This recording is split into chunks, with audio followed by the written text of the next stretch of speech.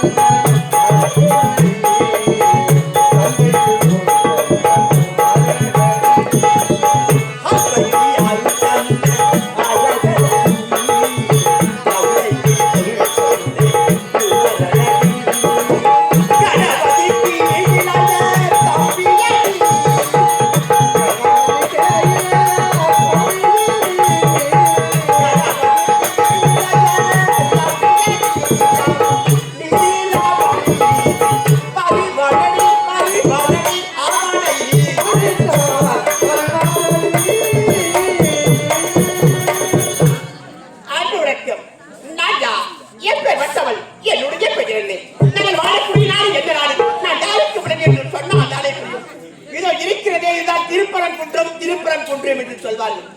இந்த திருப்பரங்குன்றத்தில் முருகப்பெருமானை வணந்து தேவயானை தேவயானை என்று பெயர் பெற்று குறையில்லாமல் வாழ்ந்து கொண்டு வருகிறேன். எங்களது திருமணம் எப்படி நடந்தது யாருக்காவது தெரியுமா? ஒரு நேரத்திலே தேவர்கள் எல்லாம் அரக்கிடத்திலே இம்சித்தார்கள். சிங்கமுகன், வானுகோபன், அஜமுகின் வைத்தியர்கள் அனைவருமே வந்து தேவர்களை அடித்து இம்சத்தை செய்தார்கள்.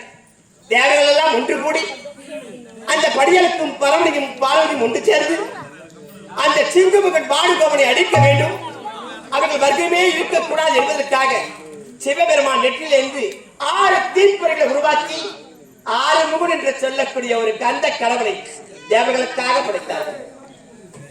அந்த முருகப்பெருமான் கையிலே ஊயவன் சக்தி வேலை தாங்கி சூர சப்தாரம் செய்வதற்காக அனுப்பி வைத்தார்கள். திருச்செந்தூரிலே நடந்தது சூர சப்தாரம். அத்தனை அரக்கர்கள் கொன்று குவித்து விட்டார்கள்.